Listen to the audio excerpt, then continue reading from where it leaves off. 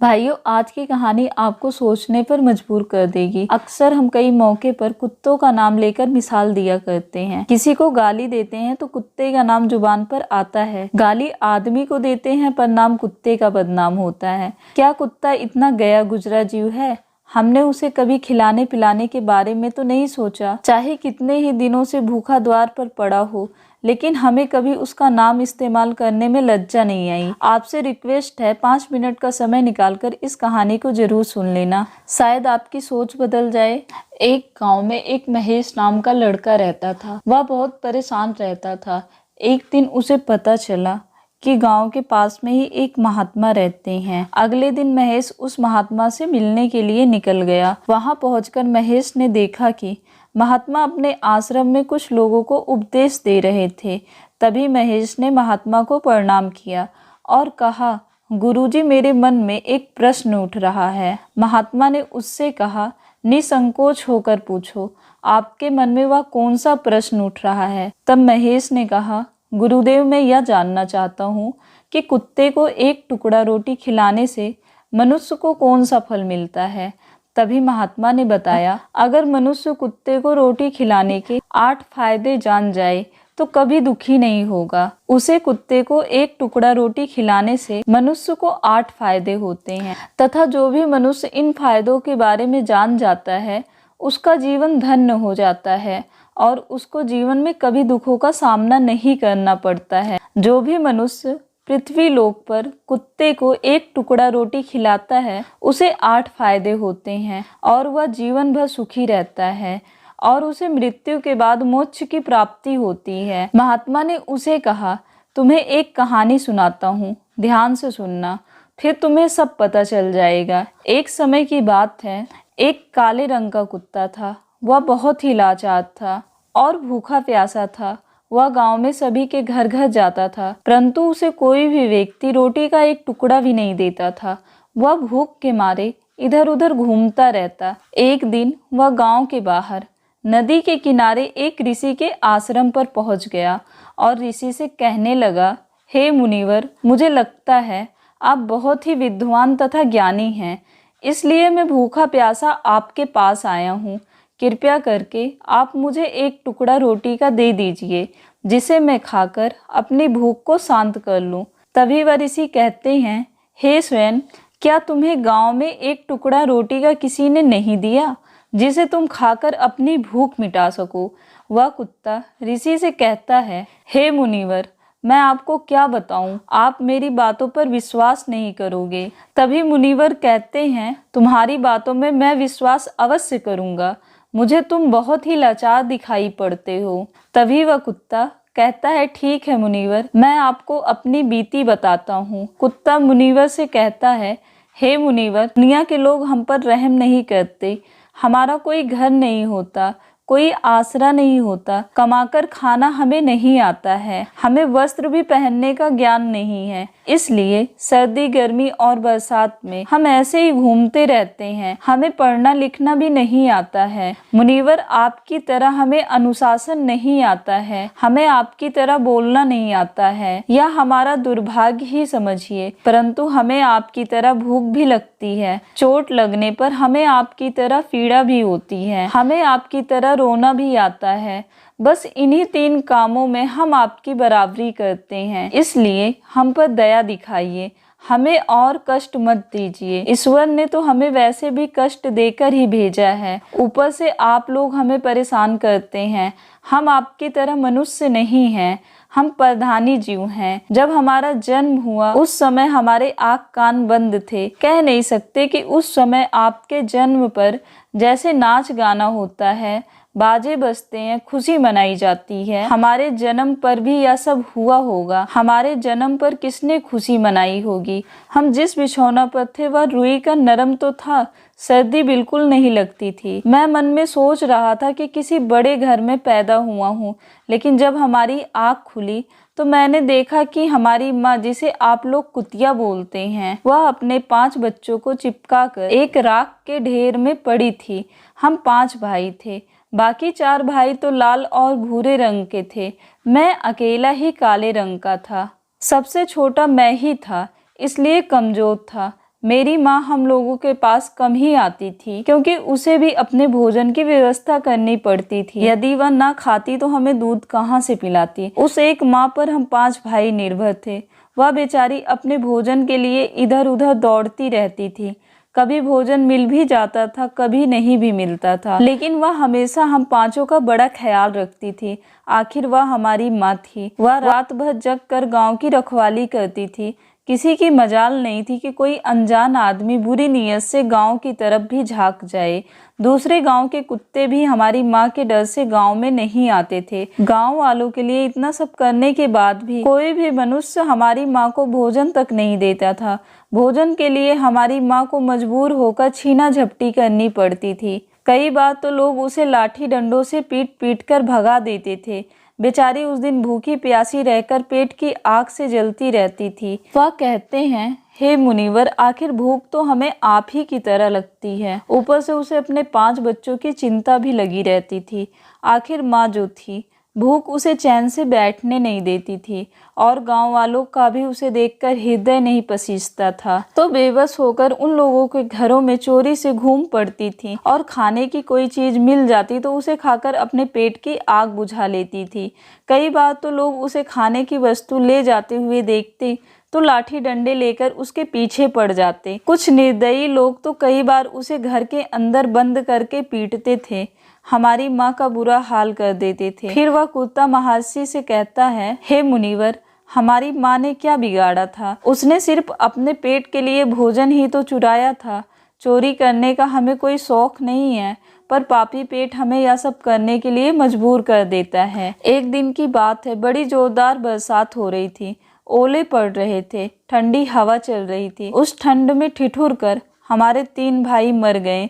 उस दिन हमारी माँ बहुत रोई थी, लेकिन मनुष्य हमारी पीड़ा को नहीं समझा क्योंकि उसके बच्चे थोड़े ही मरे थे। फिर वह कुत्ता कहता है, हे मुनिवर, अब हम सिर्फ 2 भाई रह गए थे। हमारी माँ हम दोनों की अच्छे से देखभाल करने लगी।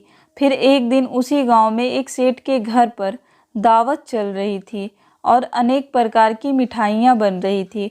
सेठ जी के घर काफ़ी मेहमान आए हुए थे। हमारी माँ कुछ खाने की तलाश में बार बार उधर जाती, लेकिन लोग उसे धुतकार कर भगा देते थे। किसी को उस पर इतना भी तरस नहीं आया कि एक रोटी उस बेचारी को खाने को फेंक दें। एक रोटी से उनका क्या बिगड़ जाता। मेरी माँ बार बार जाती और वहीं खड़ी खड़ी देखती रहती थी। सेठ जी के आंगन में दावत खाने का सिलसिला चालू हुआ। भोजन परोसा जाने लगा। मेरी माँ भी वहां जाकर पूछ हिलाने लगी। खाना परोसने वाला आदमी जब किसी काम से भीतर गया तो मेरी माँ दबे पांव रोटी लेने को चल पड़ी। फिर दूसरे आदमी ने मेरी माँ को जाते हुए देख लिया तो चारों ओर से लोग चिल्ला चिल्ला कर उसकी तरफ भागे। मेरी माँ उनकी चीख सुनकर घबरा गई। 2-3 आदमी लाठी लेकर उसके पीछे बड़ी बेरहमी से दौड़े। मेरी माँ वहां से घबराकर भागने लगी, परंतु उसे वहां से निकलने का कोई रास्ता नहीं मिला क्योंकि सामने से लोग लाठी डंडे लेकर आ रहे थे। तभी मेरी माँ वहां पर जो लोग भोजन कर रहे थे उनको लांग कर निकल गई। आगे वह कुत्ता कहता है, हे मुनिवर, मेरी माँ अपने निकलने पर इतनी हैरान नहीं थी जितनी कि उन लोगों को देखकर हुई थी जो वहां पर दावत खा रहे थे। वह सब उठकर खड़े हो गए। उन्होंने भोजन करना छोड़ दिया और कहने लगे कि कुतिया के लांग जाने के कारण भोजन भ्रष्ट हो गया है। सब एक दूसरे से विचार विमर्श कर रहे थे कि अब क्या किया जाए, खाना तो सब खराब हो गया है। फिर सेठ जी फूट फूट कर रोने लगे। कुछ लोग तो यह भी कह रहे थे कि भाई कुतिया के डाकने से भोजन खराब कैसे हो गया, उसने खाने में या पत्तलों में मुंह थोड़ी डाला है, सिर्फ ऊपर से लांग कर ही तो गई है। और कहने लगे शहरों में तो लोग कुत्ते को पाल कर घर के अंदर सुलाते भी हैं और खिलाते भी हैं, तो इसमें कोई बुरी बात नहीं है। अगर कुतिया लांग कर गई है तो भोजन खराब नहीं हुआ है। लेकिन उनमें से कुछ लोग बड़े घरों से ताल्लुक रखते थे, उन्होंने एक भी नहीं चलने दी। कह रहे थे कि भोजन तो भ्रष्ट हो गया है, यह हमारे खाने के लायक नहीं है। आखिरकार उन्हीं की बात मानी गई। अब तो वह सारा भोजन गरीबों में बांट दिया गया। उस दिन तो मेरी माँ को खूब पेट भर के खाना मिला था। ऐसा सुख उसने जीवन में कभी नहीं पाया था, लेकिन वह सुख उसके लिए बड़ी मुसीबत बन गया। वह भोजन करके वहां आराम से लेटी थी, उतने में वह सेठ डंडा लेकर वहां आ पहुंचा और उसे बुरी तरह से पीटने लगा। उसे वहां से भागने का कोई भी अवसर नहीं मिल पाया। डंडों की चोट से वह बुरी तरह से चिल्लाने लगी। माँ का विलाप सुनकर पत्थर भी पिघल जाता, पर उस निर्दयी को उस पर जरा भी रहम नहीं आया। वह उसे कठोरता पूर्वक पीटता रहा। माँ का वह शोर पूरे गांव में सुनाई दे रहा था। तब कुछ लोग आए और उसे समझाते हुए बोले, सेठ जी जाने दो, भूख में तो आदमी की भी बुद्धि भ्रष्ट हो जाती है। या तो एक पशु है, इसे अच्छे बुरे का क्या ज्ञान। अब इसे मारकर आपको क्या मिलेगा? जो होना था सो हो गया। लोगों के समझाने के बाद उसने हमारी माँ को पीटना बंद कर दिया।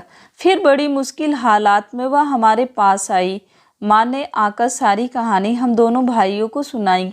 हमने सोचा कि कितना कष्ट भरा है हम कुत्तों का जीवन।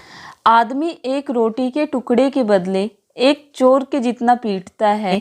बेकार हैं ऐसे लोग जो हम लोगों की पीड़ा को नहीं समझते। वह कुत्ता कहता है, हे मुनीवर, एक दिन की बात है, उसी गांव के बाहर एक ब्राह्मण आकर ठहरा हुआ था। उसने अपने भोजन के लिए एक जगह चूल्हा बनाया और उस पर दाल बनाने के लिए रख दिया। उसके बाद आटा गूंथकर रख दिया। वह वहीं पास में कुएं पर पानी लेने चला गया। इधर कहीं से मेरी माँ भी घूमती हुई वहां पहुंच गई। उसने आटे को देखा तो सोचने लगी कि शायद इस आटे का कोई मालिक नहीं है। यही सोचकर वह उस आटे को खाने लगी। उधर उस ब्राह्मण ने कुएं के पास से देखा कि उसका आटा एक कुतिया खा रही है, तो वह बड़ा दुखी हुआ। वह बेचारा रोने लगा, क्योंकि वह भी 2 दिनों का भूखा और थका हुआ था। कुछ लोगों ने उसे कहा, अरे ब्राह्मण देवता, इस कुतिया ने तुम्हारा भी आटा बिगाड़ दिया। कल तो इसने सेठ जी की पूरी रसोई बिगाड़ कर रख दी। ब्राह्मण दुखी होता हुआ बोला, भाई मुझे क्या मालूम था यह दुष्ट कुतिया मेरे आटे को खाने के लिए घात लगाए बैठी है। ब्राह्मण ने ना आओ देखा ना ताओ, लाठी लेकर उस कुतिया के ऊपर टूट पड़ा।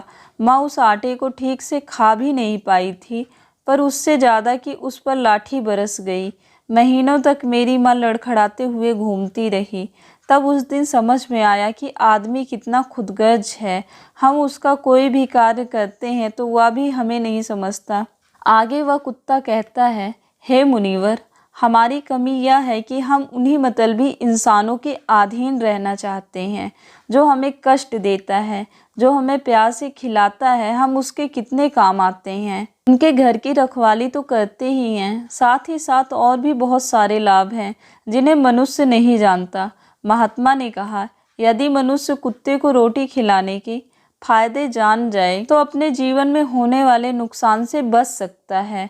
आज मैं आपको बताऊंगा कुत्ते को रोटी खिलाने के 8 फायदे।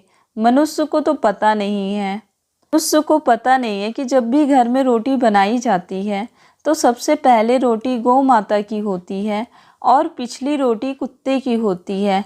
महात्मा ने कहा, ऐसा ही विधान भगवान ने बनाया था। भगवान के बनाए उस विधान को भूलकर मनुष्य अगली और पिछली रोटी स्वयं ही खा जाता है। उस प्रभाव उसके जीवन पर पड़ता है।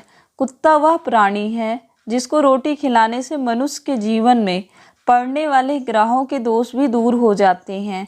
महात्मा ने कहा, कुत्ते को रोटी खिलाने का पहला फायदा, कुत्ते को रोटी खिलाने से क्षण का नकारात्मक प्रभाव कम हो जाता है। ग्रह जब अपनी कुदृष्टि डालता है तो हर मनुष्य बर्बाद हो जाता है। जिस व्यक्ति पर उनकी महादशा का आरंभ हो जाता है तो बने बनाए काम अपने आप बिगड़ने लगते हैं और वह मनुष्य आर्थिक तंगी का शिकार हो जाता है। उस स्थिति में व्यक्ति यदि कुत्ते को रोटी खिलाता है तो उस पर उस क्षण का दुष्प्रभाव बहुत ही कम हो जाता है। कुत्ते को रोटी खिलाने का दूसरा फायदा, कुत्ते को रोटी खिलाने से भाग्य आपके पक्ष में हो जाता है। आपके घर के अंदर नकारात्मक शक्ति नष्ट हो जाती है। कुत्ते को रोटी खिलाने का तीसरा फायदा, कुत्ते को रोटी खिलाने से माता लक्ष्मी प्रसन्न हो जाती हैं और आपके घर में धन दौलत की कभी कमी नहीं रहती। कुत्ते को रोटी खिलाने का चौथा फायदा, कुत्ते को रोटी खिलाने से आपके ऊपर कर्जा नहीं चढ़ता और जो पहले से आप कर्जदार हैं उससे भी मुक्ति मिल जाती है। कुत्ते को रोटी खिलाने का पांचवा फायदा, कुत्ते को सुबह शाम भोजन देने से आपका व्यापार बहुत अच्छे से चलता है। कुत्ते को रोटी खिलाने का छठा फायदा, कुत्ते को रोटी देने से आपकी आयु में वृद्धि होती है और अटका हुआ धन वापस मिल जाता है। कुत्ते को रोटी खिलाने का 7वां फायदा। कुत्ते को रोटी देने से हमेशा आपका स्वास्थ्य अच्छा बना रहता है और मानसिक रूप से आप मजबूत रहते हैं। आपका मन हमेशा ऊर्जावान रहता है, अच्छे विचार आपके मन के अंदर आते हैं। कुत्ते को रोटी खिलाने का 8वां फायदा।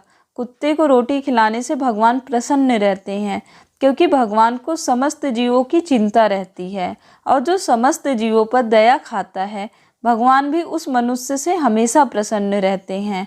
भगवान की कृपा सदैव उस परिवार पर बनी रहती है। आपने अपने बड़े बूढ़ों से कहते हुए सुना होगा कि जब कुत्ता रोता है तो अपशगुन होता है, कोई संकट आता है, किसी की मृत्यु होती है। इसलिए कुत्ते को कभी रुलाना नहीं चाहिए।